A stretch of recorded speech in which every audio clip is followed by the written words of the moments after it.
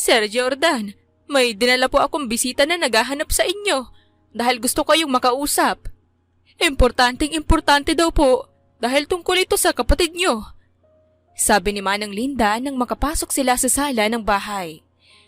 Sinundan naman ni Claire si Manang Linda palapit sa may sofa kung saan may lalaking nakaupo na nakatalikod sa kanila. Bigla naman itong tumayo at lumingon sa kinaroroonan niya. Agad na nanlaki ang mga mata ni Claire. Ikaw? Pagsisigaw na sambit nito. Kumunot naman ang noo ni Jordan. Anong ako? Kilala ba kita? Siyempre kilala mo ako dahil sikat at maimpluwensya ako. Pero kilala ba kita? Hindi naman makapaniwala si Claire dahil hindi pala siya nito nakikilala.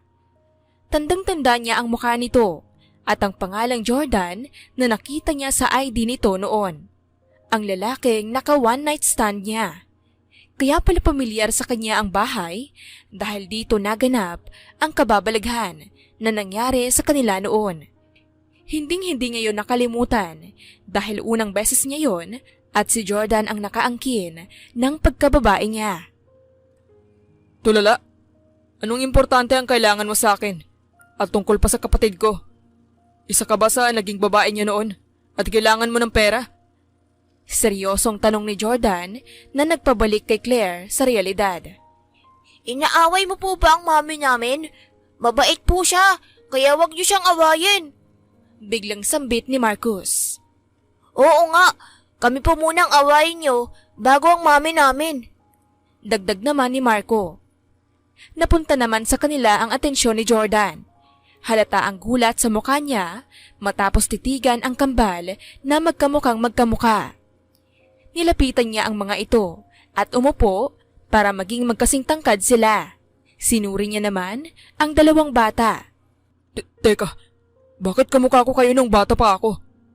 Anak ko ba kayo? Gulat na sambit ni Jordan.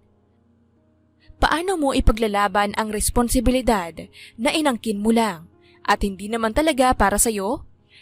Mababago ba ng kaunting karapatan ang tsansa na manalo sa labanang hindi mo naman kinakailangang harapin? Mag-iingat ka sa biyahe mo, Claire. Kinakabahan ako para sa'yo. Pero masaya rin dahil magkikita na ulit kayo ng ate mo. Masayang sabi ni Nanay Rose. Si Nanay Rose ang nagsilbing pangalawang nanay ni Claire at ng ate Cherry niya sa probinsya. Kapitbahay nila ito at dahil maaga silang naulila, kinupkup sila nito dahil wala naman itong naging anak sa asawa nito. Maraming salamat, Nay. Huwag kayong mag-alala dahil babalik naman ho ako at kasama ko na si Ate Cherry. Sayang at nasa sakahan si Tatay Joseph. Nakapagpaalam na rin naman ako sa kanya kanina. Mag-ingat po kayo dito, Nay. May ngiti namang sabi ni Claire. Halos 5 taon na rin silang hindi nakita ni ate niya na nakipagsapalaran sa syudad para magtrabaho. Nakapagtapos na siya sa kursong teacher. Pero mababa kasi ang sahod sa probinsya nila, kaya gaya ng ate niya na nakapagtapos din, ay gusto niya rin na makipagsapalaran sa syudad. May kontak naman sila ng ate niya, kaya hindi siya mahihirapan na hanapin ito. Matapos magpaalam, ay tuluyan na ring umalis si Claire. Isang backpack lang ang dala niya dahil kapag kinulang siya sa gamit, pwede naman siyang manghiram sa atin ito. This person is unavailable right now. Please try again later. Paulit-ulit na sabi ng nasa kabilang tawag matapos kontakin ni Claire ang numero ng ate niya. Kagabi niya ito huling nakontak, pero ngayon ay hindi niya ito makontak. Nandito na ako sa Maynila, pero hindi ko alam kung saan ako pupunta. Bulong niya. Naglakad-lakad si Claire. Gabi na, kaya nakaramdam din siya ng kaba at takot. Ay, miss. Bago ka lang dito. Mukha kang taga-probinsya. Sumama ka sa amin at papaligayahin ka namin. Gusto mo rin ba ng pera? Bibigyan ka namin. Nakangising sabi ng lalaki na humarang kay Claire sa harapan nito. 3 silang lalaki at nasa gitna ang nagsasalita. Hindi ko po kailangan ng pera. Pasensya na. Pagtanggi naman ni Claire at lalampasan na sana ang mga lalaki nang bigla naman siyang hawakan sa magkabilang braso ng dalawa sa kanila. Huwag ka nang pakipot. Sisiguraduhin naman namin na magiging masaya ka sa gagawin namin. Sabi ulit nung lalaki sa gitna. Ayaw ko nang sumama sa inyo. Bitawan niyo ako. Hindi na rin nakapalag si Claire dahil malalakas ang mga ito. Madali siyang nahila ng mga ito hanggang sa narating nila ang isang bar. Pinasok siya ng mga lalaki sa loob at bumungad naman sa kanya ang malakas na musika at hiyawan ng mga tao sa paligid. Dumiretso sila sa counter at umorder ng alak ang tatlong lalaki. Sir, tulungan niyo po ako. Ayaw ko po dito. Bigla nang lila akong hinila papunta dito. Parang awan niyo na po. Tulungan niyo ako. Sabi ni Claire sa barista na naghahanda ng alak sa counter. Tinignan lang siya ng barista. Hindi ito kumibo at itinuon ang focus sa ginagawa nito. Walang tutulong sa'yo dito dahil lahat may kanya-kanyang ginagawa. Pupunta ka dito sa Maynila na walang alam at paghahanda.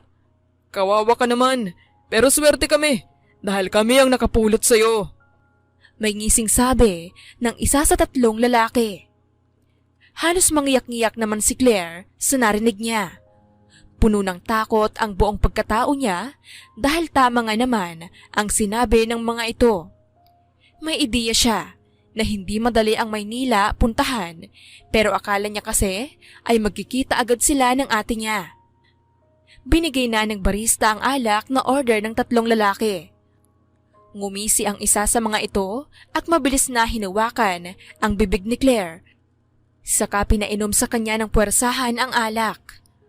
Muntik namang mabulunan si Claire at nagpumiglas. Pero nakainom pa rin siya ng marami-raming alak dahil 2 baso ng alak ang puwersahang pinainom ng mga ito sa kanya. Sobrang pait at pangit ng lasa na para bang masusuka na siya. Nabasa na rin ang damit niya dahil sa pagpupumiglas nito. Tama na po! Hindi po ako umiinom! Naiiyak na sambit nito. Halata naman, kaya huwag kang mag-alala dahil hindi iepekto agad ang alak sa'yo. Magsasaya muna tayo dito ngayon at kapag umepekto ng alak sa'yo, saka tayo mas magsasaya pa. Hoy, nandito na naman ba kayo para manggulo? Napunta naman ang atensyon nilang lahat sa lalaking katabi ni Claire sa may counter. Nakita niya na may tama na ng alak ang lalaki dahil papikit-pikit ito at may hawak pang baso na may lamang alak sa kamay nito. Mr. De Castro, nandiyan pala kayo. Hindi kami nandito para manggulo. Nauutal na sabi ng lalaking pasiga-siga pa kanina kay Claire. Hindi na nagdalawang isip pa si Claire na magsalita. Tulungan niyo po ako, sir. Hindi ko po gustong pumasok dito. Pero hinila at pinilit nila ako. Parang awan niyo na po. Tulungan niyo ako. May pagmamakaawang sabi nito. Ano? Pinapasok ka dito kahit ayaw mo? Sira ba kayong mga lalaki kayo? Gusto niyo bang patalsikin ko kayo dito? Umalis nga kayo sa harap ko at tantanan niyo tong babaeng pinipilit niyo. Singhal ng lasing na lalaki. Natakot naman ang tatlong lalaking namuwersa kanina kay Claire na agad ding umalis. Salamat po. Mabilis namang sabi ni Claire at dali-daling lumabas ng bar. Binilisan niya agad ang lakad niya palayo sa bar kahit hindi niya alam kung saan pupunta. Kinontak niya ulit ang numero ng ate niya pero hindi pa rin ito makontak. Mas lalo siyang kinabahan dahil wala talaga siyang mapupuntahan ngayon at lumalalim na rin ang gabi. Makalipas ang ilang minutong paglalakad ay narating naman niya ang isang park at umupo sa may upuan na nakita niya. Pinilit niya pa rin na tawagan ang ate niya pero wala pa rin siyang napapala. Ganito pala maging malaya. Ang sarap sa pakiramdam. Nagulat naman si Claire nang makarinig ng biglang pagsigaw. May naaninag naman siyang lalaki na papalapit sa kinaroroonan niya. Natakot siya at handa na sanang tumakbo nang makita ang pamilyar na mukha ng lalaki. Ito yung lalaking tumulong kanina sa kanya sa bar. Sir, ayos lang po ba kayo? Tanong niya nang makalapit ang lalaki.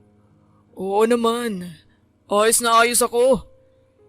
Sagot naman ng lalaki na halatang lasing na lasing na dahil sa pagewang-gewang nitong paglalakad. Bago pa makapagsalita si Claire, ay muntik naman siyang mapasigaw dahil biglang natumba ang lalaki na agad din naman niyang nasalo. Sir, gising po. Buhay ka pa ba? Natatarantang tanong nito. Hindi naman sumagot ang lalaki at dahil nabibigatan na, inupo ito ni Claire sa upuan. Bigla namang may nahulog na kung ano mula sa bulsa nito at nang kunin ito ni Claire, wallet pala ito ng lalaki. Jordan De Castro. Pagbasa niya sa pangalan ng nasa ID ng lalaki. Hinalungkat pa nito ang laman ng wallet at nakita ang address kung saan ito nakatira. Napatingin naman siya sa lalaking wala ng malay dahil sa kalasingan. Naging mabait ka sa akin at hindi talaga ako sigurado kung tama ba tong gagawin ko pero sige, tutulungan kitang makauwi sa inyo. Bulong niya. Kahit mabigat, pinilit niya pa ring akayin si Jordan papunta sa may kalsada. Sakto namang may dumaan na taxi na agad niyang pinara. Kaunti lang ang pera ni Claire, pero may laman naman ang wallet ni Jordan na siyang ginamit niya pampasahe sa taxi. Ang laki at ang ganda pala ng bahay mo. Bulong ni Claire habang namamangha sa nakikita niyang malaking bahay sa harapan nito. Akay-akay pa rin niya si Jordan na walang malay at nabibigatan na rin siya rito. Hindi niya alam kung paano sila papasok dahil wala naman siyang nakitang susi sa wallet ni Jordan. Nag-isip siya na aakyat sa gate pero hindi naman yun maganda gawin lalo na't baka maling bahay ang napuntahan nila. Nasaan ako? Biglang sabi ni Jordan na muntik nang mabitawan ni Claire dahil sa gulat. Bago pa nakasagot si Claire, ay bigla namang kumawala si Jordan sa pagkakahawak niya at naglakad papunta sa gate nito. Nakita niyang may pinipindot ito sa gilid ng gate na mukhang automatic pala. Nang bumukas ang gate, ay dire-diretso namang pumasok si Jordan sa loob. Napabuntong hininga naman si Claire at aalis na sana nang mapagtanto na hawak niya pa ang wallet ni Jordan. Napakamot siya sa batok niya at pumasok na rin sa loob ng bahay para ibalik kay Jordan ang wallet. Nang makapasok siya, ay nagulat naman siya nang makita si Jordan na nakahilata sa sahig. Ang laki ba talaga ng problema mo at sobrang naglasing ka ng husto? Ganito ba talaga ang mayayaman sa syudad? Inuubos ang oras at pera sa paglalasing? Bulong ni Claire. Tinulungan niya namang makatayo si Jordan at naghanap ng kwarto na maihigaan nito. May ikalawang palapag pa ang bahay, pero ayaw niyang umakyat dahil baka mahulog sila sa bigat ni Jordan. May nakita naman siyang kwarto malapit sa hagdan, kaya iyon ang pinasukan niya. Natuwa rin siya nang makakita ng kama sa loob at agad na pinahiga si Jordan doon. Binabari niya muna ang backpack dahil kanina pa siya nangangawit. Inayos rin muna niya ang posisyon ni Jordan sa kama. Huwag ka munang umalis, Ella. Kumunot naman ang noo ni Claire at nabigla nang hawakan siya ni Jordan sa braso. Hindi ako si Ella. Kailangan ko nang umalis dahil kailangan ko pang hanapin ang ate ko. Agad na sabi niya. Aalis na sana siya nang biglang umikot ang paningin niya. Napaupo siya sa gilid ng kama at agad na napahawak sa ulo niya. Anong nangyayari? Bulong nito. Bago pa makalayo ulit si Claire, bigla naman siyang hinila ni Jordan pahiga at mabilis itong pumatong sa kanya. Hindi na masyadong naaninag ni Claire ang mukha ni Jordan dahil sa panlalabo ng paningin nito na parabang nahihilo siya. Tanging lampshade lang din ang ilaw sa kwarto. Amoy na amoy niya ang alak mula kay Jordan, dahilan para maalala niya ang puwersahan niyang pag-inom ng alak na ayon pa sa mga lalaking pumuwersa sa kanya. Hindi agad tatalab ang epekto ng alak. Ngayon ay mukhang umeepekto na ito at nakakaramdam na rin talaga siya ng pagkalasing, lalo na't hindi naman siya umiinom ng alak kaya siguradong mabilis siyang tamaan. Huwag mo akong iwan. Pangako, mas pagbubutihin ko pa. Mas mamahalin pa kita. Bulong ni Jordan. Hindi naman nakapagsalita pa si Claire nang bigla siyang halikan sa labi ni Jordan. Gusto niya itong itulak o sampalin, pero nanghihina ang buong katawan niya at nahihilo pa rin siya. Ilang sandali lang, unti-unti na rin niyang namamalayan ang pagganti niya sa halik ni Jordan. Napapasinghap siya nang dahan-dahang maglakbay ang kamay ni Jordan sa katawan nito. Pinigilan niya ang kamay nito, pero kinuha lang ni Jordan ang kamay niya at inilagay sa pagkalalaki nito na siyang ikinagulat niya. Ang laki ng sandata mo. Kasya ba yan sa akin? Dahan-dahanin ko. Papaligayahin kita. Sisigurduhin kong hindi mo malilimutan ang gabing to. Bulong ni Jordan sa tenga ni Claire. Nakaramdam naman siya ng kiliti sa tiyan niya at pag-init ng buong katawan niya hanggang sa namalayan na lang niya na wala na silang saplot pareho. Hindi na napigilan pa ni Claire si Jordan at tuluyan na itong hinayaan sa ginagawa nito sa kanya. Napapikit na lamang siya nang tuluyan ng maipasok ni Jordan ang sandata nito sa kuweba niya. Noong una ay hapdi at sakit ang naramdaman niya. Nang kumilo si Jordan ay unti-unti rin itong napalitan ng kakaibang sarap at kiliti sa buong pagkatao niya. Mas naging sabik pa sila sa isa't isa hanggang sa tuluyan din nilang narating ang sukdulan at nasundan pa ng ilang beses ang nangyari sa kanila. Kinabukasan, nagising si Claire na hubot-hubad. Agad naman siyang nagbihis ng dahan-dahan habang tulog pa si Jordan at walang pagdadalawang isip na nilisan ang bahay nito. Ano bang naisip mo, Claire? Bakit ka nakipagsiping sa lalaking hindi mo kilala? Dahil lang yun sa alak, hindi ba? Nadala ka lang ng alak, hindi ba? Bulong ni Claire sa sarili niya habang naglalakad. Naalala niya naman ang nangyari sa kanila ni Jordan, kaya napakagat siya sa labi niya. Mas mabuti bang nangyari yon kaysa ma-rape siya ng 3 lalaki at posible pang bawian ng buhay? Tanong niya sa isip niya. Napailing-iling na lang din siya at agad na kinuha ang cellphone niya sa bag niya saka tinawagan ulit ang ate niya pero hindi niya pa rin ito makontak. Nasaan ka na ba, ate? Pinag-aalala mo ako ng husto. Nagulat naman siya nang tumunog ang cellphone niya. May tumatawag na hindi nakarehistro sa cellphone niya ang numero. Nagdadalawang isip man ay sinagot pa rin yon ni Claire. Claire, nandito ka na ba sa syudad? Pasensya ka na kung hindi kita nakontak agad. Nagpalit kasi ako ng numero. Sumakay ka na lang ng taxi at sabihin mo na dito ka ihatid sa Prime Care Medical Hospital. Agad na sabi ng nasa kabilang linya. Sige ate, mag-usap tayo pagdating ko dyan. Agad namang sabi ni Claire bago pinatay ang tawag. Kinakabahan siya dahil baka kung anong nangyari sa ate niya. Pero tinatagan niya pa rin ang loob niya at pumara na ng taxi. Pagdating niya sa hospital ay nagtanong si Claire sa nurse na nakita niya kung kakilala ba nito ang ate niya. Dinala naman siya nito sa isang kwarto dahil naka-admit daw ang ate niya roon na siyang mas nagpakaba sa kanya. Claire! Agad namang nilapitan ni Claire ang ate niya na nakahiga sa hospital bed. Mabilis niya itong niyakap ng mahigpit at nang kumawala ay susuriin niya na sana kung nasaktan ba ito pero hindi rin natuloy dahil napahinto siya. Buntis ka, ate? Gulat at hindi makapaniwalang tanong nito.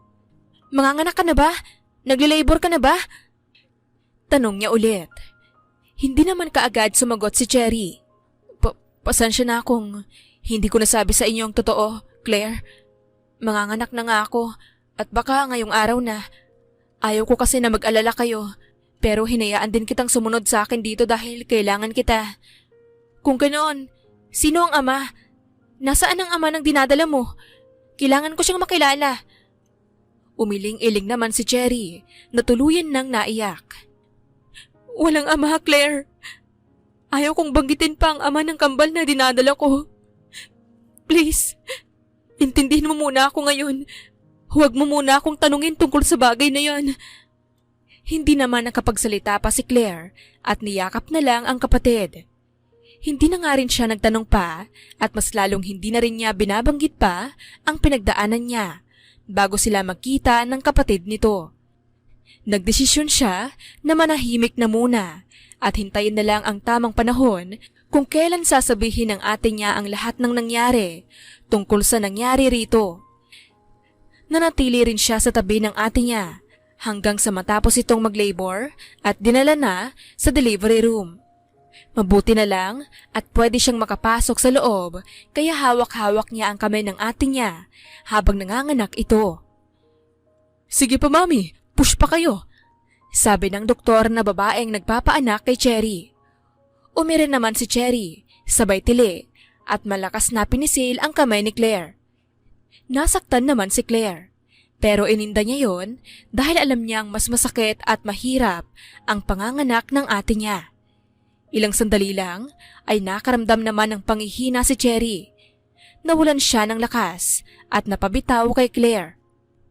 We need to perform a cesarean procedure. Ihanda niyo ng mga gamit. Biglang sabi ng doktor. Miss, kailangan mo munang lumabas. Hindi ka na muna pwede dito sa loob. Sabi nito kay Claire.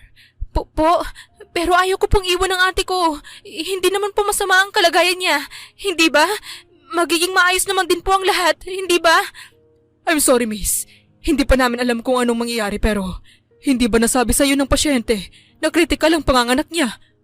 Pumirma na rin siya ng waiver at kailangan naming iligtas ang bata kahit anumang mangyari. Naguguluhan naman si Claire sa mga narinig niya at tinignan ng kapatid niya na hinawakan siya sa braso. Hinila siya nito kaya inilapit niya ang tenga niya sa bibig ng ate niya. Michael de Castro. Bulong ni Cherry bago biglang nawalan ng malay. Nataranta naman si Claire at hindi alam ang ibig sabihin ng pangalang binanggit ng kapatid niya. Gigisingin na sana niya ito nang bigla naman siyang hinila ng mga nurse palabas sa delivery room. Nagpumiglas naman siya. Hindi! Ayaw kong lumabas! Ayaw kong iwan ng kapatid ko! Sa tabi lang dapat niya ako parate! Kailangan niya ako! Kailangan niyang nakahawak sa kamay ko! Palagi! Hayaan niyo ako manatili sa tabi niya! Wala ring nagawa si Claire nang tuluyan ng sinara ng mga nurse ang pinto ng delivery room at hindi na siya makapasok. Hindi na niya naiwasang mapaiyak sa huling nakita niya pagkawala ng malay ng ate niya. Nanatili siya sa labas ng pinto ng halos ilang oras hanggang sa bumukas din ito at lumabas ang doktor na nagpaanak sa kapatid niya. Kumusta po ang ate ko? Maayos naman po siya, hindi ba? Naging maayos naman po ang panganganak niya at walang nangyaring hindi maganda, hindi ba? Bungad na tanong ni Claire. Bumuntong hininga naman ang doktor bago nagsalita. I'm sorry, pero hindi mo ba alam na may sakit sa puso ang kapatid mo? Binilaan na siya ng doktor na bawal magbuntis. Pero tinuloy niya pa rin. Desidido siya na buhayin ang kambal na pinagbubuntis niya kahit buhay niya ang kapalit. At ngayon ay wala na siya. I'm sorry for your loss, miss. Healthy naman ang dalawang lalaking sanggol na nailawal niya. Gulat na gulat naman si Claire sa narinig niya at tuluyan ng nanghina ang binti niya saka napaupo sa sahig. Bumuhos na ng tuloy-tuloy ang luha niya at tuluyan nang napahikbi. Sobrang sakit at sikip ng dibdib niya. Hindi niya matanggap na sa pagkikita nila ulit ng ate niya, huling pagkakataon na pala ito. Inilabas din sa delivery room si Cherry na inasikaso agad ng mga nurse lalo na ang dalawang sanggol na niluwal nito. Si Claire naman ay pilit na ibinangon ang sarili at lumaban para asikasuhin ang dapat asikasuhin sa hospital. Wala na po kayong babayaran dahil bayad na po ang lahat. May binilin din po si Ma'am Cherry dito sa akin na ibigay ko daw po sa inyo na kapatid niya. Bawal po ito sa amin pero naawa ako sa kanya kaya tinanggap ko ang bilin niya. Huwag niyo na lang pong ipagsabi sa iba. Sabi ng cashier sa hospital. Tinanggap naman ni Claire ang isang brown envelope na inabot ng cashier at nagpasalamat ng husto rito. Umalis din siya roon at umupo sa upuan sa hallway para tignan ang laman ng brown envelope. Nakakita naman siya sa loob ng isang bank card na may note na nakalagay. 100,000 ang laman ng card na to. Sana magamit mo sa kahit anong mabuting paraan. Pagbasa niya sa nakalagay na note. Halata sa sulat kamay na sa Ate Cherry niya ito. Tinignan niya pa ang laman ng brown envelope at nakakita ng isang papel na nakatupi doon. Binuksan niya ito at isa palang sulat galing sa ate niya. Bakit mo ba ako pinapahirapan ng ganito, ate? Bulong ni Claire na hindi matignan ang sulat dahil alam niyang iiyak na naman siya kapag nabasa niya ang nakalagay doon. Ilang minuto pa bago nakapagpa siya si Claire na basahin ang sulat. Huminga siya ng malalim at humugot ng katapangan sa loob nito sa katahimik na binasa ang sulat. Claire, kung nababasa mo to, siguradong wala na ako. Pero alam kong alam mo na hindi ka mag-iisa. Mag-iiwan ako sa iyo ng pinakamagandang bagay na nangyari sa buhay ko. Pasensya na kayo kung hindi ko nasabi sa inyo na nabuntis ako. Nabuntis ako ng isang mayamang lalaki na pumayag na sustentuhan kayo sa probinsya. Naging maayos naman ang relasyon namin, pero kalaunan ay lumabo din. Hanggang sa pareho kaming nagdesisyon na maghiwalay.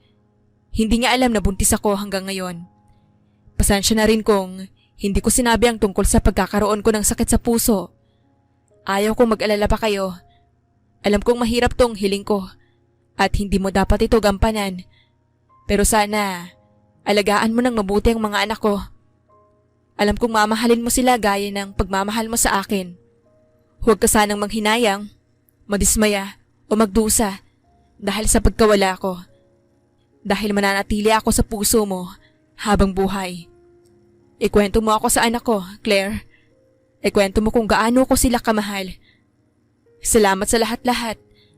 Mahal na mahal kita, Claire. Mahal na mahal ko rin sina Nanay Rose at Tatay Joseph. Mag-ingat kayo palagi. Napaiyak na si Claire at pinigilan ang hikbi niya pero hindi rin niya ito nakontrol. Umiyak siya at nanatili sa kinaupuan niya ng ilang minuto bago siya nahimasmasan. Nakita rin niya na may note pa sa ibabang bahagi ng sulat. Nakalagay doon ang ipapangalan sa 2 sanggol. Kung sino ang naunang ipanganak. Papangalanan na Marco at ang ikalawa naman ay Marcus.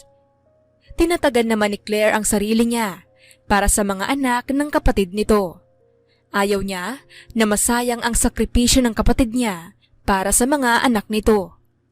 Nirehistro na rin ni Claire ang kambal at siya ang naging guardian ng mga ito. Napatitig naman siya sa father's name na Blanco at naalala ang pangalang huling binanggit ng ate nito. Micael de Castro. Yun ba ang buong pangalan ng ama ng mga sanggol, ate? Bulong ni Claire.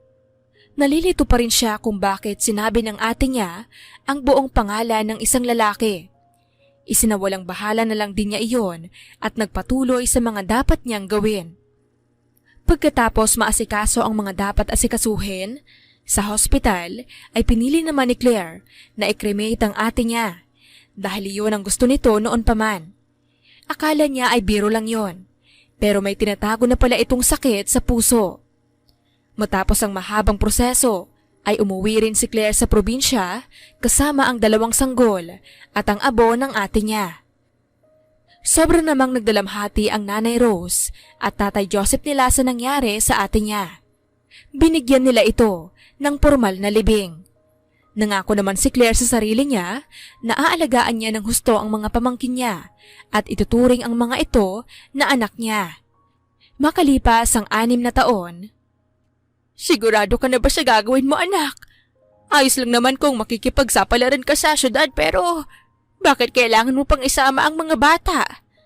may pag-aalalang tanong ni Nanay Rose. Hindi ko naman sila pwedeng iwan dito, Nay. Nag-aalaga na kayo kay Tatay Joseph, tapos mag-aalaga pa kayo ng 2 bata. Hindi na kayo dalaga at humihina na ang katawan nyo. Wala naman kayong dapat ikabahala dahil alam nyo naman na itataya ko ang buhay ko para sa kapakanan ng mga bata. May kaibigan din naman ako doon. Naalala nyo ba si Kristen? Handa siya na patirahin kami sa apartment niya. Basta hati kami sa bayarin. Sa kaninang din siya ng kambal, kaya hindi nakatanggi. Napabuntong hininga naman si Nanay Rose dahil hindi na talaga magpapapigil pa ang anak niyang si Claire. Hindi naman sa wala siyang tiwala rito. Nag-aalala lang talaga siya at hindi yun maiiwasan, lalo na't parte na iyon ng pagiging ina niya. Parati kang tatawag sa akin. May problema man o wala. Dapat lagi kong alam ang araw-araw na ginagawa niyo. Dapat marinig ko ang boses niyong 3 araw-araw. Opo, Nay. Makakaasa po kayo na susundin ko yung gusto niyo para hindi na kayo mag-alala pa. May ngiting sabi ni Claire. Tumango naman si Nanay Rose at ibinalik nila ang atensyon nila sa harapan nila. Kasalukuyan silang nasa puntod ni Cherry. Palagi silang bumibisita rito kasama ang kambal na palaging nakikipag-usap sa puntod nito. Mama, marunong na po akong magsulat. Pagbubutihin ko pa po para maging best ako. Sabi ni Marco. Ako rin po, Mama. Palagi po kaming tinuturuan ni Mami Claire. Ang saya po namin palagi. Sana masaya din po kayo. Sabi naman ni Marcus. Masaya naman ang puso ni Claire dahil napalaki niya ng maayos ang kambal. Masayahin ang mga ito. Mabait, maalaga, matatalino, at mapagmahal. Sobrang gwapo din ng mga ito na parang may lahi, mapuputi at makikinis. Hindi alam ni Claire kung saan nagmana dahil hindi niya masyado makita ang pagkakahawig ng mga ito sa ate niya. Makikipagsapalaran ako sa syudad, ate. Isasama ko ang mga bata. Hindi ko itatanggi na medyo nahihirapan na akong palakihin sila. Kaya baka hihingi ako ng tulong sa taong. Hindi ko alam kung dapat ko bang hinga ng tulong. Sana gabayan mo kami, ate. Hahanapin ko ang ama nila at pananagutin sa responsibilidad niya sa mga bata. Pero hindi ko hahayaan na makuha niya sila. Bulong ni Claire. Hindi naman siya narinig ni Nanay Rose na busy sa pagkikipagkulitan at kwentuhan sa mga bata sa harapan ng puntod ni Cherry. Nanatili pa sila ng ilang minuto sa kinaroroonan nila hanggang sa nakapagpa siya na umuwi na rin dahil hapon na. Kalaunan, sumapit rin ang araw ng pag-alis ni Claire kasama ang mga bata. Maayos siyang nakapagpaalam sa Nanay Rose at Tatay Joseph niya. Nangako naman siya sa mga ito na babalik siya, sila ng mga bata. Narating din naman nila ang syudad na safe at walang nangyaring masama. Dahil sinalubong din sila ni Kristen sa terminal ng bus, saka dumiretso na sa apartment nito. Michael de Castro? Parang narinig ko na yun pero hindi ako sure eh. Sure ka ba na siya ang tatay ng mga anak ng ate mo? Wait, subukan nating isearch online dahil baka may mahanap tayo, sabi ni Kristen. Nasa kusina sina Claire at naghahanda ng hapunan nila habang ang kambal naman ay nasa sala, nanunood ng palabas. Malaki ang apartment ni Kristen dahil malaki-laki rin ang sahod nito sa pinagtatrabahuan sa isang sikat na hotel. Susubukan din ni Claire na mag-apply doon pero gusto niyang hanapin muna ang ama ng mga bata para may katulong siya sa pagbabantay ng mga ito. Hindi ako sigurado kung sikat, pero mayaman daw yata. Hindi ko rin pala na-try i-search online dati. Ayun, nakita ko na. Biglang sabi ni Kristen. Baka ito na mga papa nila dahil parang may pagkakahawig nga siya sa mga bata. Dagdag nito.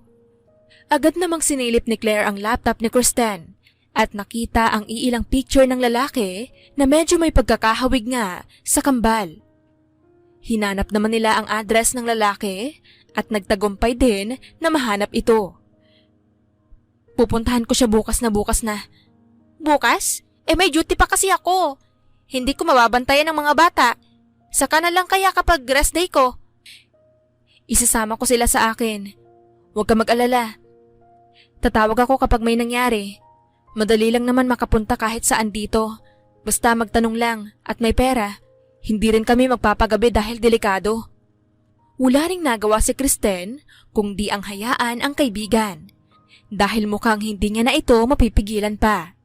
Alam na rin niya ang buong kwento nito tungkol sa ate nito.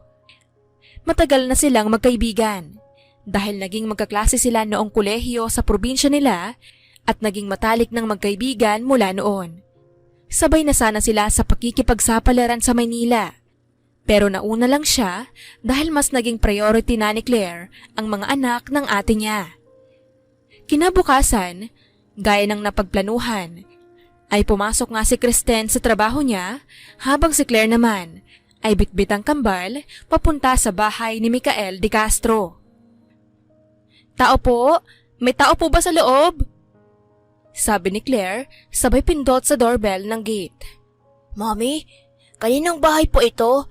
Sa kaibigan nyo? Tanong ni Marco. Ang laki naman po ng bahay. Komento naman ni Marcus. Bago pa makapagsalita si Claire, ay bumukas naman ang gate ng malaking bahay. Bumungad sa kanila ang isang babae na may katandaan na at nakasuot lang ito ng simpleng damit. "Nandyan po ba si Micael de Castro? Pakisabi po may naghahanap sa kanya na may importanteng kailangan. Pakisabi na lang na emergency talaga at kailangan ko siyang makausap." "Ha? Ayos ka lang ba, Ineng? Anong pinagsasabi mo na hinahanap mo si Sir Micael? Matagal na siyang patay dahil sa naaksidente at maraming nakakaalam nun dahil naisa publiko ang balitang yon. Kilala siya at maimpluwensyang tao, kaya hindi masyadong naging pribado ang buhay nila," sabi ng babae. Po? Pero sino po kayo? Mama niya ba kayo?" "Hindi. Ako si Manang Linda. Nagbabantay lang ako dito sa bahay niya paminsan-minsan. Kasambahay ako ng pamilya ni na Sir Micael. Kung talagang importante ang pakay mo, may kapatid pa si Sir Micael na baka pwede mong lapitan," sabi nito habang nakatingin sa mga bata.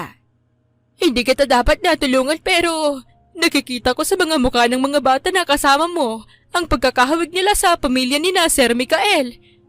Pwede ko bang malaman ang pakay mo? At kapag importante talaga, pwede kitang samahan sa kapatid ni Sir Micael," dagdag nito. Hindi naman agad nakapagsalita si Claire dahil gulat pa rin siya sa mga nalaman nito. Wala na ang tunay na ama ng mga bata at pati na rin ang ate niya. Wala ng mga magulang ang mga pamangkin niya at nasasaktan siya sa nalamang iyon, lalo na't lumaki rin siya na walang magulang sa tabi nito. Mga anak po sila ni Micael de Castro. Hindi pa po ako sigurado pero kung makakausap ko ang kapatid niya, malaking tulong yun para mapatunayan kung tama ba ako sa sinabi ko. Halos pabulong na sabi ni Claire para hindi marinig ng mga bata. Pero narinig naman yon ni Manang Linda. Nagdesisyon naman si Manang Linda. Nasamahan nga sila sa bahay ng kapatid ni Micael. Nang marating nila ang bahay, ay nakapasok din sila agad dahil madalas pala si Manang Linda doon bilang kasambahay.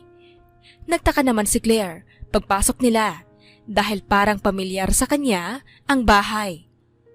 "Sir Jordan, may dinala po akong bisita na naghahanap sa inyo dahil gusto kayong makausap. Importante daw po dahil tungkol ito sa kapatid niyo," sabi ni Manang Linda nang makapasok sila sa sala ng bahay. Sinundan naman ni Claire si Manang Linda palapit sa may sofa kung saan may lalaking nakaupo na nakatalikod sa kanila. Bigla naman itong tumayo at lumingon sa kinaroroonan niya. Agad na nanlaki ang mga mata ni Claire. "Ikaw?" Pasigaw na sambit nito. Kumunot naman ang noo ni Jordan. "Anong ako? Kilala ba kita?" "Siyempre, kilala mo ako dahil sikat at maimpluwensya ako. Pero kilala ba kita?" Hindi naman makapaniwala si Claire dahil hindi pala siya nito nakikilala. Tandang-tanda niya ang mukha nito at ang pangalang Jordan na nakita niya sa ID nito noon. Ang lalaking naka one night stand niya. Kaya pala pamilyar sa kanya ang bahay dahil dito naganap ang kababalaghan na nangyari sa kanila noon. Hinding-hindi niya yon nakalimutan dahil unang beses niya yon at si Jordan ang nakaangkin ng pagkababae niya. Tulala? Anong importante ang kailangan mo sa akin? At tungkol pa sa kapatid ko? Isa ka ba sa naging babae niya noon at kailangan mo ng pera? Seryosong tanong ni Jordan na nagpabalik kay Claire sa realidad. Inaaway mo po ba ang mami namin? Mabait po siya, kaya wag niyo siyang awayin. Biglang sabi ni Marcus. Oo nga. Kami muna po ang awayin niyo bago ang mami namin. Dagdag naman ni Marco. Napunta naman sa kanila ang atensyon ni Jordan. Halata ang gulat sa mukha niya matapos titigan ng kambal na magkamukhang magkamukha. Nilapitan niya ang mga ito at umupo para maging magkasing tangkad sila. Sinuri niya naman ang dalawang bata. Teka, bakit kamukha ko kayo nung bata pa ako? Anak ko ba kayo? Gulat na sambit ni Jordan. Anak sila ni Micael de Castro. Nandito ako para sana makilala nila ang papa nila. Pero mukhang huli na ako. Sabi ni Claire. Ano pong ibig niyong sabihin, mami? Tanong ni Marco. Huminga naman ng malalim si Claire bago hinarap ang mga bata at pinaliwanag sa mga ito ang totoo. Nakita niya naman ang lungkot sa mukha ng mga bata na naiiyak na. Hindi. Paano naman magkakaroon ng anak ang kapatid ko sa isang gaya mo? Isang babae lang ang minahal ng kuya ko at si Cherry yun. Kaya nga siya namatay sa aksidente dahil sa kakahanap ng babaeng yun. Wala na ang ate ko. Namatay siya matapos maipanganak ang mga bata. Napahinto naman si Jordan at napatingin sa kanya. Anak sila ni Cherry at Kuya Micael? Tanong nito. Dahan-dahan namang tumango si Claire, pero umiling-iling si Jordan. Hindi. Imposible ang sinasabi mo. Madali na lang mag-imbento ng kwento ngayon at lahat ng tao sa mundo ay maraming kamukha kahit hindi nila kadugo. Hindi mo ako basta mapapaniwala sa mga sinabi mo, lalo na ngayong wala na ang kuya ko. Kung ganon, magpa-DNA tayo. Hindi ako pumunta dito na wala lang. May alam ako na mayroong DNA test na ang tawag ay avuncular test, kung saan maaaring itest ang DNA ng tiyahin o tiyuhin ng pamangkin para malaman kung related ba talaga. Kapag naging negatibo ang resulta, magbabayad ako sa pagsasayang ko ng oras mo. Taas noong sabi ni Claire. Alam niyang walang kasiguraduhan ang magiging resulta ng DNA test, pero susubok pa rin siya para sa katotohanan. Tumawa naman si Jordan dahil sa pagiging matapang ni Claire. Ilang sandali lang ay sumeryoso rin ang mukha nito. Alam niyang may posibilidad na totoo ang sinasabi nito, lalo na't nakikita nga niya ang pagkakahawig niya at ng kuya niya sa mga batang kasama nito. Ayaw rin niyang mapahiya kaya hindi siya aatras. Sige, madali naman akong kausap. Pero dapat, walang makakaalam sa gagawin nating DNA test. At ako ang pipili ng doktor na mapagkakatiwalaan para sa test na gagawin. Huwag kang mabahala dahil hindi ko ibababa ang sarili ko para manipulahin ang resulta. Agad naman na pumayag si Claire. Nakipagkamay pa si Jordan sa kanya na hindi niya naman tinanggihan. Teka nga, nagkita na ba tayo? Parang pamilyar ka sa akin ah. Hindi ko lang masyadong matandaan pero nagkita na nga ba tayo? Kunot noong tanong ni Jordan. Agad naman na binawi ni Claire ang kamay niya mula sa pakikipagkamay nila ni Jordan. Nakaramdam siya ng kaba, pero pinatili niya pa rin kalmado ang sarili. Hindi pa. Ngayon lang kita nakilala. Sagot nito. Magsasalita pa sana si Jordan nang may bigla namang tumawag sa pangalan nito. I'm home! Oh, may bisita pala kayo? Sino sila? Sabi ng babae na agad tumabi kay Jordan at mabilis itong hinalikan sa pisngi. Wala. May tinatanong lang sila, babe. Paalis na rin sila. Agad naman nasabi ni Jordan at sinenyasan si Claire na umalis na. Nagpaalam na rin agad si Claire at umalis na kasama ang mga bata. Mami, tama po ba ang pagkakaintindi ko na kapatid yun ni Papa? Dito po namin siya? Biglang tanong ni Marco nang makasakay sila ng taxi. Hindi pa sigurado, Marco. Malalaman natin yan kapag natapos na ang gagawin nating DNA test ninyo. Sagot naman ni Claire. Nalito naman si Marco sa sagot nito, kaya pinaliwanag niya sa mga bata ang lahat-lahat. Inamin din ng mga ito na nalungkot at nasaktan sila na malamang wala na ang papa nila at request nila na makapunta sa puntod nito. Kapag positibo ang naging resulta ng DNA test, sisigurduhin naman ni Claire na masusunod ang gusto ng mga bata. Mabilis na lumipas ang mga araw at tuluyan rin nilang naisagawa ang DNA test hanggang sa lumabas din ang resulta nito.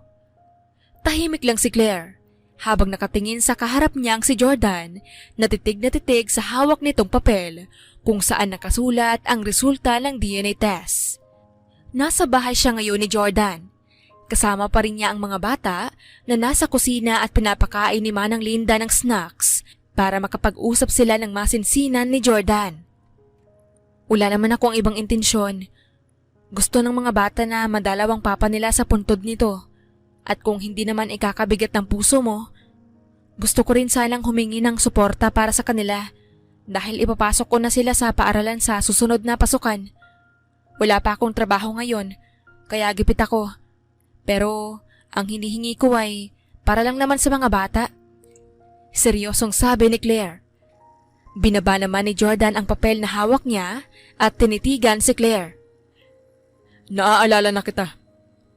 6 years ago, sa isang bar at dito sa bahay. Hindi ba? Kahit lasing ako noon, matalas pa rin ang memorya ko.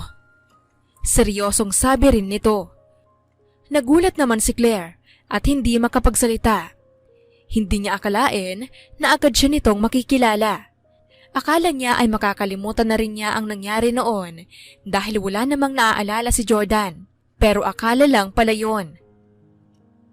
Ibibigay ko lahat ng gusto mo at kaya ko rin na magpakatito sa mga bata dahil pamangkin ko naman talaga sila. Pero sa isang kondisyon, kalimutan mo nang nangyari sa atin noon. Wala ka namang ibang pinagsabihan, hindi ba? Ayaw kong may ibang makaalam, lalong-lalo na ang fiancé ko na si Ella. Namit mo na siya noong huling punta mo dito. Ella, yun ang pangalan ng fiancé mo ngayon? Yung babaeng maganda na humalik sa'yo sa pisngi? Paglilinaw ni Claire. Bakit? May problema ba? Siya rin bang dahilan kung bakit ka naglasing noon? Hindi na iwasang itanong ni Claire. Nagulat din siya sa sarili niyang tanong. Naalala niya kasi na narinig niya ang pangalang Ella noon bago may mangyari sa kanila 6 years ago. Ano naman ang pakialam mo? Labas ka na doon. Mag-focus ka na lang sa pag-aalaga ng mga pamangkin natin at ako na ang bahalang sumuporta sa kanila. Hindi naman pwede yun. Kailangan ko rin na maghanap ng trabaho. At isa pa, kailangan mo rin na pagtuunan ng pansin ang mga bata. Kailangan mo silang bigyan ng atensyon na hindi nagawa ng papa nila. At wala ka nang magagawa doon. Wala na tayong magagawa kundi saluhin muna ang responsibilidad ng mga kapatid natin sa mga anak nila. Kaya ko silang bigyan ng atensyon, pero hindi sobra-sobra. Naintindihan ko naman ang pinupunto mo, pero hindi kasi madali ang sinasabi mo. At sa tingin mo madali rin sa akin? Ako ang nagpalaki at tumaguyod sa kanila noong ipinanganak sila hanggang ngayon. Kaya wala kang karapatan na magreklamo. Oo na, sige na. Gagawin ko ng gusto mo basta gawin mo rin ang kondisyon ko. Sigurado naman akong maintindihan din ako ni Ella. Tumango-tango naman si Claire. Nagpatuloy pa ang usapan nila at nanatili pa sila ng ilang oras sa bahay ni Jordan. Nakipaglaro din si Jordan sa kambal para mas makilala ang mga ito. Paunti-unti ay nakakaramdam naman siya ng tuwa habang nakikipaglaro sa mga bata. Komportable rin siya sa presensya ng mga ito at aliw na aliw. Pakiramdam niya ay gumaan ang puso niya na para bang bumalik sa kanya ang presensya ng Kuya Mikael niya. Close kasi talaga sila ng kuya niya, kaya sobra siyang nasaktan nang mawala ito na umabot pa sa pagsisisi niya kay Cherry, kaya hindi pa buo ang loob niya sa mga bata. Ang saya po kalaro ni Tito Jordan, Mami. Ang dami niyang toys na binigay sa amin. Oo nga po, Mami. Nag-promise din po siya na ipapasyal niya kami sa amusement park at kasama kayo. Nginitian naman ni Claire ang kambal. Talaga? Mabuti naman kung ganon. Masaya ako na malamang natutuwa kayo sa kanya. Aniya. Nitong mga nakaraang araw ay mas napalapit pa ang mga bata kay Jordan. Nadala na rin nila ito sa puntod ng papa nila at madalas din nakakwentuhan ni Jordan ang kambal tungkol sa papa nila na ikinatuwa naman ng mga ito. Masaya si Claire sa nangyayari, lalo na't final interview na rin niya sa pinag-applyan niya bilang receptionist sa hotel na pinagtatrabahuan ni Kristen. Ang bait naman pala ng Tito Jordan nyo. Isama nyo rin ako sa pamamasyal nyo minsan. Singit naman ni Kristen. Sige po, Ninang. Sabay na sabi ng kambal. Nagpatuloy naman sila sa pagkain ng hapunan hanggang sa natapos din at pinatulog na rin ni Claire ang mga bata. Tumungo siya sa kusina at nadatnan si Kristen na naguhugas ng pinggan. Magsasalita na sana siya nang biglang tumunog ang cellphone niya. Sinagot din naman niya ang tumatawag kahit hindi nakarehistro ang numero sa contacts niya. Hello? Sino to? Tanong niya sa kabilang linya. Si Jordan to. Nabalitaan ko na nag-apply ka sa isang hotel bilang receptionist. Kukunin na lang kita bilang assistant ko para hindi ka mahirapan sa schedule mo. Kung sakaling kailangan ka ng mga bata, mas mabuti na rin na hawak kita. At hindi mo tatanawin na utang na loob tong offer ko. Dahil pagtatrabahuan mo naman. Pumunta ka dito bukas, dala ang resume mo. At isama mo na rin ang mga bata dahil namimiss ko na sila. Bago pa nakapagsalita si Claire, ay pinatay na ni Jordan. Nainis naman si Claire dahil sa pagiging demanding nito at binaba ang cellphone niya sa mesa. Anong nangyari? Sino yun? Tanong ni Kristen. Si Jordan. Gusto niya akong kunin bilang assistant niya para hawak niya ako at para masunod ko lahat ng gusto niya. Sure ka? Baka mabuti lang talaga ang intensyon niya, kaya kanya gustong kunin. Hindi ba mas nakaka-benefit yun sa'yo? Dahil makokontrol mo rin siya kapag may emergency pagdating sa mga bata. Pwede ka namang umalis kung hindi talaga maganda ang trabaho. Saka ipush mo na yan dahil baka malaki din ang sweldo. Lalo na sobrang yaman talaga ng pamilya nila na ngayon ay si Jordan na ang nag-aasikaso dahil wala naman na siyang mga magulang at kapatid. Hindi talaga perfect ang buhay ng tao. Mayaman nga siya, pero malungkot naman. Napabuntong hininga naman si Claire at nag-isip kung ano ba ang magiging desisyon niya. Kung pagtatrabahuan din naman niya, hindi niya tatanggihan ang offer ni Jordan. Basta hindi lang siya magkakautang na loob rito dahil mahirap na. Kinabukasan, tumungo nga si Claire sa bahay ni Jordan, dala ang mga bata. Hello mga bata, ako nga pala ang tita Ellen nyo. Nice to meet you. May ngiting pagpapakilala ni Ella sa kambal. Nagpakilala rin ang mga ito sa kanya. Nice to meet you rin, Claire. Pinatawag na ni Jordan sa akin lahat-lahat at naintindihan ko ang sitwasyon nyo. Okay lang ako sa setup nyo dahil kukunin din naman ni Jordan ang buong kustodiya niya sa mga bata. Pwede na kami ng dalawang maging guardian nila. May ngiting sabi nito kay Claire. Kumunot naman ang noo ni Claire. Anong pinagsasabi mo? Anong kukunin ng buo ang kustodiya? At bakit ko naman yun ibibigay sa'yo? Ha? Hindi niyo ba yun napag-usapan ni Jordan? Mas makabubuti kung kami ang mag-aalaga sa kanila. Tama na, Ella. Dalhin mo muna ang mga bata sa playroom na inihanda ko para sa kanila. Pagputol ni Jordan sa sasabihin ni Ella. Sumunod din naman ito sa utos niya. Hinarap naman ni Claire si Jordan na may galit sa muka. Anong sinasabi niya? Nakukunin mo ng buong kustodiya ng mga bata? Hindi ako papayag, Jordan. Mas mabuti pa na magtiis na lang kami at magutom kaysa ibigay ko sila ng buo sa'yo. Huwag kang selfish, Claire. Alam nating pareho na mas mabuti ang kapakanan nila kapag nasa akin sila. Hindi ko naman sila ilalayo sa'yo. Kaya nga kukunin kita bilang assistant ko para manatili ka sa tabi nila kahit nasa akin ang buong kustodiya. Umiling-iling naman si Claire. Ayoko! Hindi ako papayag sa gusto mong mangyari. Magagawan ko ng paraan ng buhayin sila. Hindi sa ganoong setup ang gusto ko para sa kanila. At kahit purasahan mo pa kaming paghiwalayin, alam kong hindi rin sila papayag na mahiwalay sa akin. Kumalma ka muna, Claire. Pag-isipan mo muna bago ka Wala na akong dapat na pag-isipan pa, Jordan. Tapos na tong usapan na to. Galit na sambit ni Claire at naglakad papunta sa ikalawang palapag kung saan pumunta si Ella kasama ang mga bata. Hinanap niya kung saang kwarto pumunta ang mga ito at nakita rin naman niya ang isang nakabukas na pinto. Nakarinig naman siya ng sigaw mula sa loob. Sinabi ko nang huwag niyo munang galawin eh. Ang tigas naman ng ulo niyo. Ganyan ba kayo pinalaki? Masyado kayong spoiled at binibaby. Singhal ni Ella.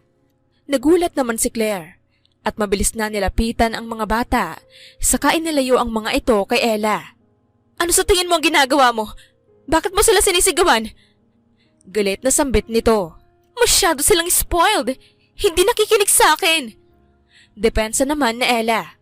Gusto lang naman po namin buksan yung binigay na regalo ni Tito sa amin, Mami. Sabi naman ni Marco na naiiyak na. Mami?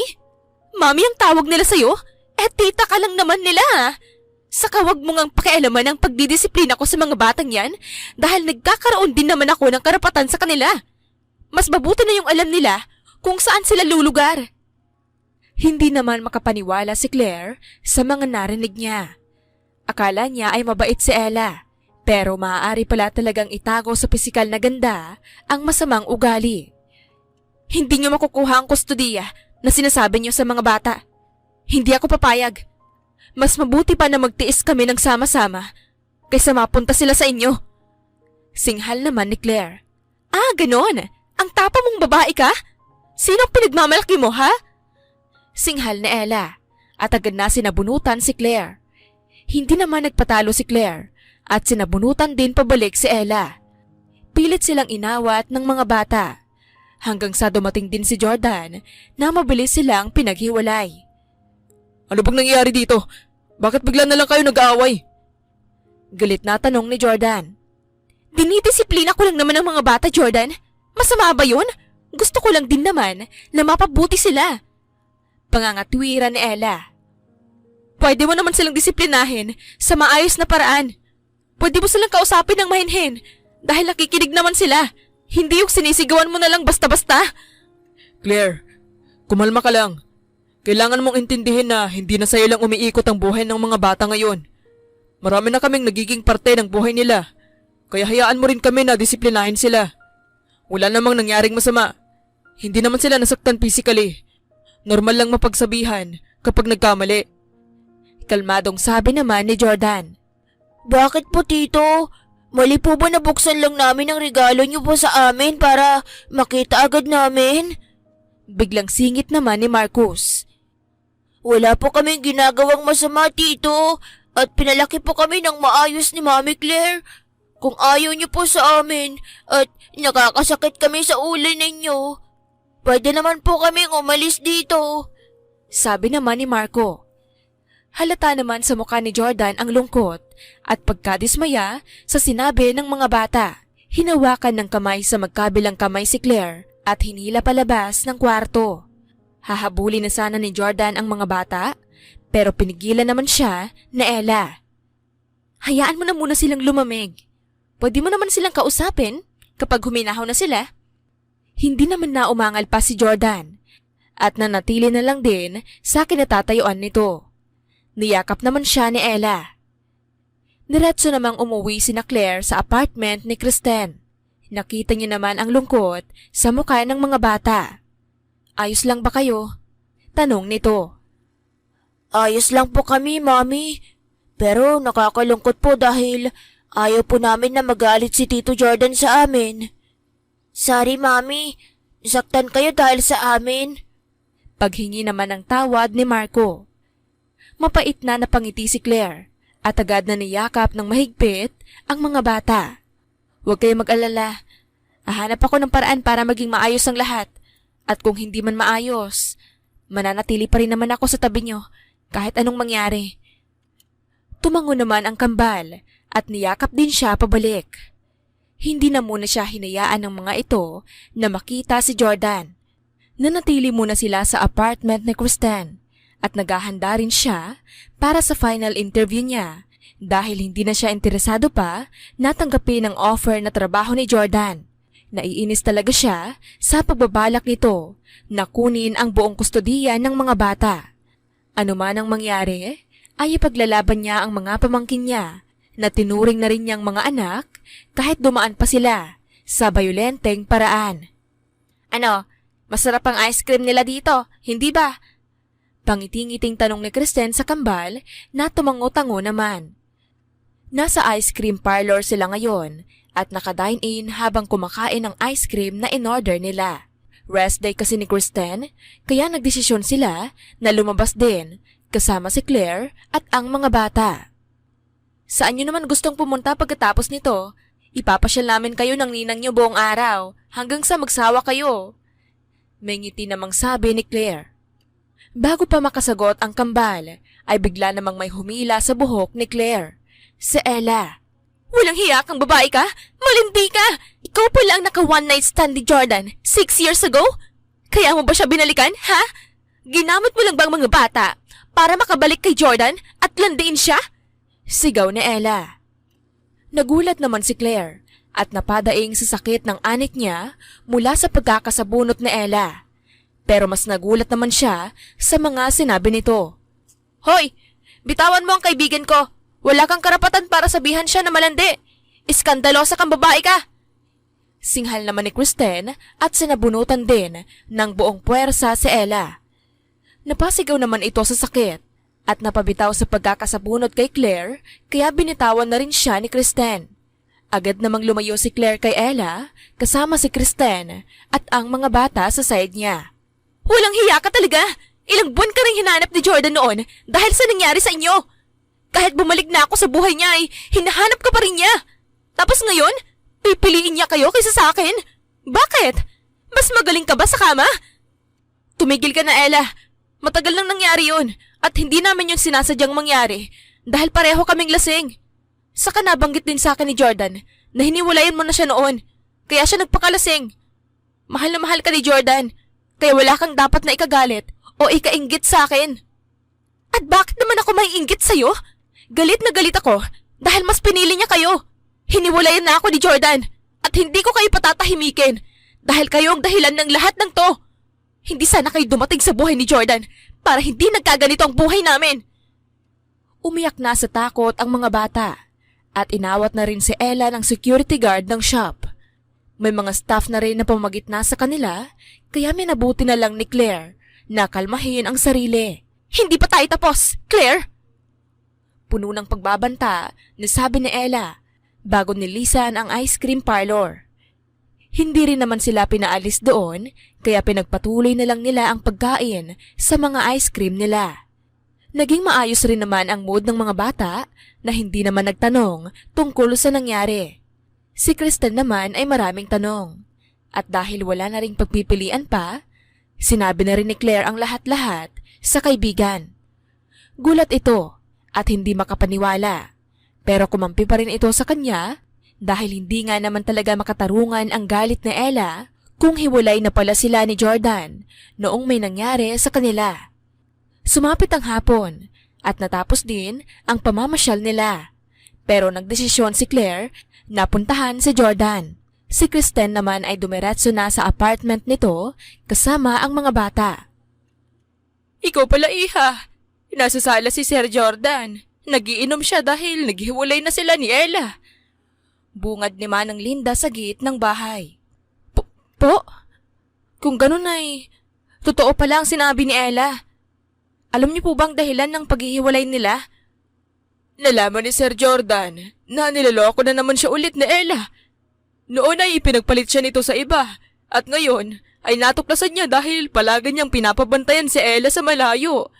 Hinuli niya ito sa isang hotel na may kasamang lalaki sa kama. Hindi na nagsalita pa si Claire at naglakad na papasok ng bahay. Nadatnan nga niya si Jordan na umiinom ng alak at ilang bote na ang naubos nito. Itinaas ni Jordan ang tingin niya at nakita si Claire. Ano ang ginagawa mo dito, ha? Akala ko hindi ka na babalik. Dahil mas gugustuhin mo na lang na magtiis kayo at magutom. Huwag lang ako mabigyan ng kustodiya ng mga bata. Tanggap ko na yun. Kaya umalis ka na. Umalis na kayong lahat. Dahil sanay na ako mag-isa at naiiwan. Lasing na sabi niya, sabay inom ulit ng alak na nasa boteng hawak nito. Wala akong sinabi na hindi kita bibigyan ng kustodiya ng mga bata, Jordan. Pwede naman tayong maghati ng karapatan dahil alam natin pareho na yun din ang gusto ng mga bata. Hindi mo naman kailangan maging mag-isa kung ayaw mo talaga. Pwede ka namang humingi ng atensyon sa kahit na sino. Ang dali sabihin. Pero, mahirap yun gawin. Bulong ni Jordan, saka tumayo at pagyewang-gewang na naglakad paalis sa sala. Ilang sandali lang ay bigla naman itong natumba sa kalasingan na ikinagulat ni Claire. Agad niya itong nilapitan at napabuntong hininga na lang dahil nakapikit na ito at wala nang malay sa kalasingan. Iha, ikaw na muna ang bahala dito. Mamimili lang ako. Pagpapaalam ni Manang Linda. Bago pa makapagsalita si Claire, ay nakaalis na kaagad ito. Hindi rin yata nito nakita ang nakahandusay na si Jordan. Napabuntong hininga na lang si Claire at inalalayan si Jordan papunta sa kwarto nito sa ikalawang palapag ng bahay dahil nakalak na ang kwarto sa ibaba. Mabuti na lang at tagumpay din niya itong nadala sa kwarto nito na hindi sila natutumba. Lasing ka ba talaga? Kinakausap pa kita kanina, tapos bigla-bigla ka na lang matutumba? Gusto ko na makausap ka ng maayos, dahil kapakanan ng mga bata ang pinag-uusapan natin dito. Aalis na sana siya nang bigla namang may humila sa braso niya na sumaktong napahiga siya sa kama. Gulat naman siya nang makitang pumaibabaw si Jordan sa kanya na mukhang nasa wisyo na. Ano sa tingin mo ang ginagawa mo? Nagkukunwari ka bang lasing? Medyo lasing lang ako. Pero alam ko pa rin ang ginagawa ko. Sinabi mo na pwede akong humingi ng atensyon kahit kanino. Paano kung ikaw ang hingan ko? Mapagbibigyan mo na ako. Napalunok naman ng laway niya si Claire at hindi makasagot. Bago pa siya nakaisip ng isasagot, ay agad naman siyang hinalikan ni Jordan sa labi. Hindi na niya namalayan ang pagganti niya sa halik ni Jordan. Nalalasahan niya ang alak sa bibig nito at mas lumalim pa ang halikan nila. Gusto niyang magpumiglas at itulak palayo si Jordan, pero ayaw sumunod ng katawan nito sa isip niya. At habang tumatagal ay nalulunod na siya sa mga halik ni Jordan, lalo na sa mga haplos nito na nagpadala ng kakaibang kiliti at init sa buong katawan niya. At sa ikalawang pagkakataon, muli na namang may nangyari sa kanila na pareho nilang hindi napigilan. At sa pagkakataong ito, pareho din nilang ginusto. I'm sorry, Claire. Nagpadalos-dalos na naman ako at hindi ko napigilan ang sarili ko. Paghingi ng tawad ni Jordan matapos may mangyari sa kanila. Hubot-hubad pa rin sila at nahimasmasan na si Jordan sa kalasingan nito. Malapit nang gumabi. Kailangan ko nang makauwi. Kalimutan na lang natin ang nangyari. Seryosong sabi naman ni Claire at babangon na sana nang hilahin naman siya ni Jordan. Dahilan para magkalapit sila at halos ilang dangkal na lang ang layo ng mukha nila. Niloko ako ni Ella. Pero alam ko rin sa sarili ko na niloko ko rin siya. Dahil matapos ang nangyari sa atin 6 years ago, hindi na kita makalimutan. Noong bumalik ka, akala ko ay magkakaroon na ng linaw ang isip ko at magkakaroon tayo ng closure. Pero mas lalong lumalala lang ang pag-iisip ko sa'yo. Ngayon, niloko na naman ako ni Ella at hindi ako apektado doon. Mas apektado ako sa sinabi mong lalayo na lang kayo ng mga bata. Ang plano ko lang naman ay makuha ng buo ang kustodiya ng mga bata at makuha ka rin. Mapagbibigyan mo ba ako, Claire? Bigla namang bumilis ang tibok ng puso ni Claire habang titig na titig kay Jordan. Ramdam niya ang pag-init ng pisngi nito, kaya agad siyang bumangon at hindi nagpapigil kay Jordan.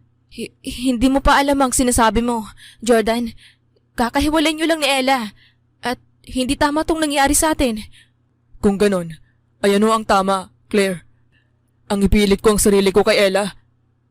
Sobrang nasaktan na ako sa kanya, pero hindi yun naging dahilan para isara ko ang puso ko. Nalilito din ako sa sarili ko pero handa pa rin akong sumubok kahit masaktan man ako. Gusto kong bigyan ng chance ang mga sarili natin, Claire. Dahil baka pinagtagpo talaga tayo para sa isa't isa. Hindi ako sigurado, Jordan. Pag-iisipan ko muna ang mga sinasabi mo. Kung ganon, sinasabi mo na ba na may chance nga? Hindi ako nadadala sa mga salita lang, Jordan.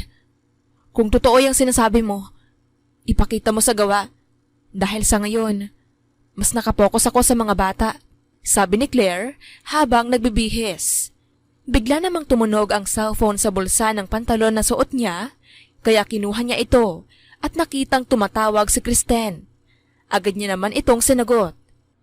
Claire, nasaan ka na? Bumalik ka na agad dito sa apartment building dahil hawak na Ella si Marco at may dala siyang kutsilyo. Bulong ni Kristen sa kabilang linya. Ano? Papunta na ako. Agad namang sabi ni Claire at aalis na sana nang mapahinto siya at nilingon si Jordan. Hostage na Ella si Marco at may dala siyang kutsilyo. Puntahan na agad natin sila. Ganito. Nagulat naman si Jordan sa sinabi nito at agad din na nagbihis. Dali-dali silang bumaba at lumabas ng bahay. Ginamit na nila ang kotse ni Jordan at dali-daling tinungo ang apartment building na tinutuluyan ni Kristen. Ilang minuto din bago sila nakarating sa building. Pero naabutan pa rin nila si Ella na hawak-hawak nga sa leeg si Marco at sa isang kamay ay may hawak itong kutsilyo. Ella, ano ba sa tingin mo ang ginagawa mo? Itigil mo na to. Huwag mong idamay ang mga bata. Kung may problema ka sa akin, mag-usap tayo. May diin na sabi ni Jordan. Gusto ko lang naman na itama lahat, Jordan. Alam kong nagkamali ako, pero gusto kong bumalik tayo sa dati. Yung nakita mo sa hotel ay maling akala lang yon. Si Jake ang lumandis sa akin at nauto lang talaga niya ako. Sabi naman ni Ella.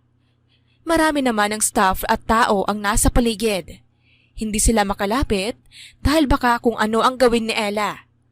Pinili rin ni Claire na manahimik muna dahil labas din naman siya sa issue ni na Jordan at Ella. Okay, naintindihan ko. Ibaba mo na yung kutsilyo at mag-usap tayo. Subukan nating ayusin ang lahat para bumalik tayo sa dati. Mahinahong sabi ni Jordan. Dahan-dahan naman siyang humakbang palapit kay Ella. Huwag kang lumapit, Jordan. Sasaktan ko talaga tong batang to. Dahil sa pagdating nila sa buhay mo, ay mas lalong napokus ang atensyon mo sa kanila. Binabaliwala mo na ako.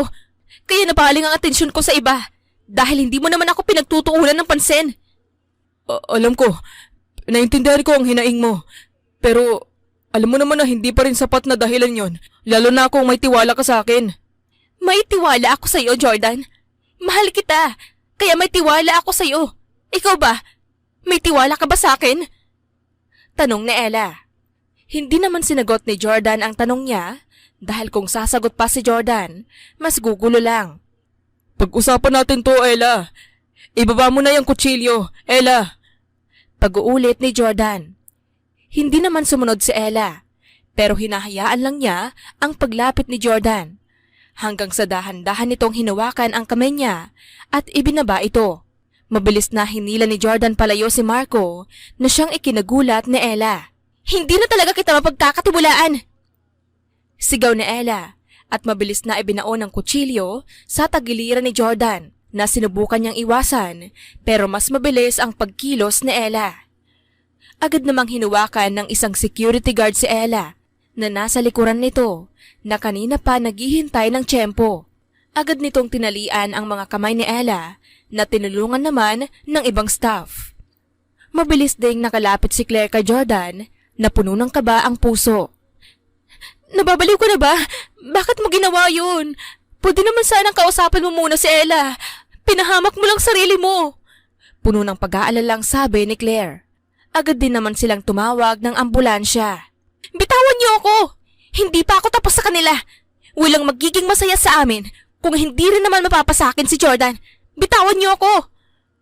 Paulit-ulit na sigaw ni Ella habang hinihila siya palabas ng security guard para dalhin sa police station. Tito Jordan, may dugo po kayo. Ayos lang po ba kayo? Sabay na sabi ng kambal at lalapit na sana kay Jordan, pero mabilis naman silang inilayo ni Kristen para hindi matroma ang mga ito sa saksak ni Jordan. Bakit ang tagal ng ambulansya? Tulungan niyo na lang akong dalhin siya sa hospital. Baka maubusan siya ng dugo. Natatarantang sigaw ni Claire. Magiging maayos din ako, Claire. Huwag ka mag-alala sa akin. Ang dami mo nang naisakripisyo para sa mga bata. Ako naman ngayon. Halos pabulong na sabi naman ni Jordan. Hindi na nagsalita pa si Claire nang dumating na ang ambulansya. Agad naman nilang pinagtulungan si Jordan na maikarga sa ambulansya at tinungo rin nila ang hospital. Inasikaso din naman si Jordan ng mga nurse at doktor pagdating sa hospital. Sumunod din si Kristen sa hospital kasama ang mga bata. Puno ng pag-aalala ang mga puso niya at nagdasal na sana ay maging maayos lang ang sitwasyon ni Jordan. Nabigla naman si Claire nang biglang umiyak ang kambal. Anong problema? May masakit ba sa inyo? Ano ang nararamdaman niyo? May pag-aalalang tanong nito. Magiging maayos naman po si Tito Jordan, Mami. Hindi ba? Hindi naman po siya matutulad kina Mama at Papa. Umiiyak na tanong ni Marcus. Kasalanan ko po lahat, Mami. Nagpasaway ako dahil gusto kong humingi ng candy sa alley kanina. Kaya po ako nakita at nahuli ni Tita Ella. Umiiyak din na sabi ni Marco. Pinakalma naman agad ni Claire ang mga bata.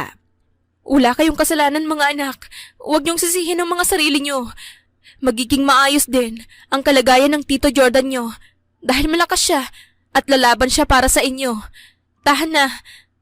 Mas lalo namang naiyak ang kambal pero ginawa pa rin ni Claire ang lahat para kumalma ang mga ito. Naiiyak na rin siya sa mga nangyayari pero pinipigilan niya ang sarili niya dahil ayaw niya na umiyak sa harap ng mga bata. Ayaw niyang mag-iyakan sila. Kailangan niyang ipakita ang katapangan niya para kumalma ang mga ito. Makalipas ang ilang oras na paghihintay, ay agad din silang nilapitan ng doktor na nag-asikaso kay Jordan. Stable ng kalagayan ng pasyente. Wala pa siyang malay pero ililipat na siya sa private room. Malalim ang sugat na natamo niya kaya marami kaming tahina na isagawa. Mabuti na lang at walang natama ang vital organs. Kaya magiging maayos din siya kapag nagising siya at nakapagpahinga. Nakahinga naman ng maluwag si Claire at agad na nawala ang kaba na nararamdaman niya. Dahil sa sinabi ng doktor, agad din naman siyang nagpasalamat rito at nagpaalam din ito dahil may aasikasuhin pa. Nailipat din ng kwarto si Jordan at nanatili sila sa kwarto nito. Kalaunan ay nagising din naman si Jordan na siyang ikinatuwa ng mga bata at ni Claire. Tinakot mo kami, Jordan, lalo na ang mga bata. Ayaw na nilang mawalan pa ng mahal sa buhay lalo na't napalapit na sila ng husto sa'yo. Pasensya na kung napag-alala ko kayo. Wala rin kasi akong maisip na ibang paraan at hindi ko rin inaasahan na masasaksak ako ni Ella. Ngayong maayos na ako, magiging maayos na din ang lahat. Tumango naman si Claire at ang mga bata ay nagsimula ng mangulit kay Jordan. Ilang sandali lang din ay dumating naman ang mga pulis para interviewin sila. Si Kristen naman ang naging pangunahing witness at ang nag-asikaso sa pagpapakaso nila kay Ella. Lumipas ang mga araw hanggang sa tuluyan na ring gumaling si Jordan at na-discharge na sa ospital. Masaya naman silang bumalik sa bahay ni Jordan at nagpasya na manatili na lang doon si Claire at ang mga bata. Hindi rin naman umangal si Claire dahil hindi pa tuluyang magaling si Jordan kaya inalagaan din niya muna ito. Sa paglipas ng mga araw, ay mas lalo naman nilang nakilala ang isa't isa at mas naging masaya pa kasama ang mga bata. Si Ella naman ay tuluyan ng nakulong sa mental hospital dahil sa nagkaroon ito ng obsessive disorder. Hello po, Mama. Nandito po ulit kami ni Kuya Marco para dalawin po kayo. Masaya po kami na kasama namin si Mami Claire at Tito Jordan na hinayaan po kaming tawagin na siyang Daddy Jordan. Susunduin po namin sina Lolo Joseph at Lola Rose ngayon para po makapunta sila sa kasal ni na Mami at Daddy. May ngiting sabi ni Marcus. Nakilala na rin po namin si Papa Mikael, Mama. Siguro po ay magkasama po kayo ngayon.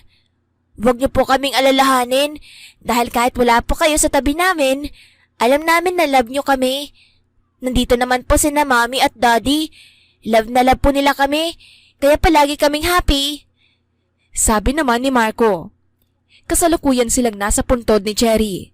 Dumaan sila dito bago dediretso na paalis sa probinsya. Dahil next week na ang kasal ni na Claire at Jordan. Noong isang araw lang din, nagpropose si Jordan sa harap ng nanay at tatay ni Claire. Akala kasi ni Claire, napapasyal lang sila sa probinsya, pero may balak na palang proposal si Jordan. Nakasabwat pa ang kaibigan niyang si Kristen, na kasama din nila. Sigurado akong masayang-masaya ang mama nyo at ang papa nyo kung nasaan man sila ngayon, mga apo. Lumaki kayo na mabuti, kaya panatilihin nyo lang yan. Sabi rin ni Joseph. Mananatili si Cherry sa mga puso natin at palagi natin siyang dadalawin dito hanggang sa kaya pa natin. Bulong naman ni Rose. Nanatili pa sila ng ilang minuto bago bumalik sa van. Pero nagpaiwan muna si Claire mag-isa sa puntod ng ate niya. Ang dami nang nangyari, ate. Sinong mag-aakala na mapupunta ako ngayon sa sitwasyon ko? Hindi ko naman inaasahan na ang naka-one night stand ko pala noon ay ang tito ng mga pamangkin ko, na ngayon ay magiging asawa ko na. Ang saya ng puso ko, ate. Sa kabila ng mga nangyari, akala ko ay gumuho na ang mundo ko noong mawala ka. Pero binigyan mo ako ng lakas. Nag-iwan ka nang mapagkukunan ko ng lakas. At habang buhay ko silang aalagaan at iingatan. Mahal na mahal kita, ate. Sana andito ka sa tabi ko para magkwentuhan tayo sa mga nangyari sa akin. Bulong ni Claire at hindi na napigilan pa ang sarili na maiyak. Sigurado akong proud na proud ang ate mo sa'yo, Claire. Sobrang proud na proud siya dahil sa pagiging matapang mo at sa sakripisyo mo para sa mga anak niya. Sobrang dami ng napagdaanan mo, deserve mo rin na maging masaya. Biglang sabi ni Kristen nang makalapit kay Claire at niyakap siya ng mahigpit. Nandito pa rin naman ako kung gusto mong makipagkwentuhan dahil alam kong hindi naman nawala ang tawa at ngiti mo, lalo na ngayong nahanap mo na ang magpapasaya sa'yo, sa inyo ng mga bata. Masayang masaya ako para sa'yo, Claire. Dagdag nito. Sabi nila, kung may mawawala, may darating. Nasaktan ako ng sobra noong nawala si kuya dahil ang isa't isa lang ang mayroon kami. Ngayon na dumating kayo ng mga bata sa buhay ko, pilitin natin na huwag mawalan dahil ayos lang sa akin kahit walang dumating. Basta wala lang mawawala. Kumawala naman si Claire mula sa pagkakayakap ni Kristen at napatingin kay Jordan. Nakakalapit lang sa kinaroroonan nila. Ramdam niya ang lungkot sa bawat salita ni Jordan. Nasasaktan siya ng sobra, pero muntik na niyang makalimutan na may nasasaktan din ng husto kagaya niya na pilit din na lumalaban hanggang ngayon. Ano ba yan? Ang drama-drama niyo na. Nalampasan na natin ang mga pagsubok na dumaan sa atin, pero may darating pa kaya palagi dapat tayong maghanda. Tara na nga at naghihintay ng iba sa van. Baka mag-iyakan pa tayo dito. Happy lang dapat kaya tayo na. Pagyaya ni Kristen at pinahiran ang luha na medyo ay kinagulat ni Claire dahil umiiyak din pala ang kaibigan niya. Tara na, sa bagong buhay na sisimulan natin, kasama ang mga mahal natin sa buhay. May ngiting sabi ni Jordan at inilahad ang kamay niya kay Claire. Nilingon naman ni Claire ang puntod ng ate niya na may ngiti sa labi bago inabot ang kamay niya kay Jordan. Sabay na silang bumalik sa van na magkahawak ang kamay. Kalaunan ay natuloy din ang kasalan na pinakahihintay ng lahat. Tuwang-tuwa naman ang mga bata dahil buo na sila. Naging matagumpay din naman ang selebrasyon ng kasal. Marami ang dumalo at sumuporta sa pagmamahalan at bagong yugto ng buhay na papasukin ni Claire at Jordan. Tulog ng mga bata. Napagod sila ng husto sa selebrasyon. Ang bilis din talaga nila lumaki, no? Hindi ko man lang naranasan na alagaan sila noong mga baby pa sila. Paano kaya kung magka-baby na rin tayo? Pangiting-iting sabi ni Jordan at tumabi kay Claire nang higa sa kama. Naisip ko na rin yan pero parang mahirap sa side ko kasi ako ang may hirapang magbuntis at manganganak pa. Natatakot ako. Pabulong namang sabi ni Claire. Hindi naman kita pababayaan at sisiguraduhin natin na palagi kang healthy. Hindi rin naman kita pipilitin kung ayaw mo talaga. Nag-isip naman si Claire. Natatakot pa rin siya dahil sa nangyari sa ate niya. Pero alam naman niya na hindi naman siya pababayaan ni Jordan. Bumangon siya at may kinuha sa drawer na nasa gilid lang ng kama. Agad niya itong inabot kay Jordan na nagtataka. Ang totoo niyan, buntis na talaga ako. Wala kaya tayong protection na ginamit noong huling may nangyari sa atin. Magdadalawang buwan na rin yun. Pag-amin ni Claire. Nanlaki naman ang mga mata ni Jordan at hindi makapaniwala pero pinilit niya na huwag sumigaw. Niyakap niya na lang nang mahigpit si Claire. Salamat, Claire. Nakakatuwa. Magiging 3 na ang anak natin. Alam kong hindi magiging madali ang lahat ng to. Pero mas pagbubutihin ko pa. Hindi kita bibiguin. Kayo ng mga anak natin. Tuwang-tuwa na sabi ni Jordan. Mahal na mahal kita at mamahalin pa kita habang buhay. Dagdag nito. Tumawa naman si Claire. Ang OA mo naman. Pero mahal din kita, Jordan. Protektahan natin ang pamilya natin. Kahit ano man ang mangyari. Tumango-tango naman si Jordan at sinuri ulit ang pregnancy test na binigay ni Claire sa kanya. Agad naman siyang nagyaya kay Claire na magpa-check up kinabukasan na hindi naman tinanggihan ni Claire kahit na nakapagpa-check up na siya. Ilang linggo din niyang pinag-isipan ang pag-amin niya bago ang kasal nila dahil sa natatakot siya. Pero wala nang atrasan pa ito. Gaya ng dati, lalakasan niya ang loob niya para sa pamilya niya at sa sarili niya. Sa huli, nagpatuloy ang buhay ni Claire at Jordan. Marami man silang napagdaanan, minsan mang nawalan, natuto pa rin silang bumangon, lumaban, humanap ng pag-asa at lakas para makapagpatuloy sa buhay. Dumating man sa punto na nabigyan sila ng responsibilidad na hindi naman dapat para sa kanila. Nagawa pa rin nila itong tanggapin ng buo at ipaglaban sa huli.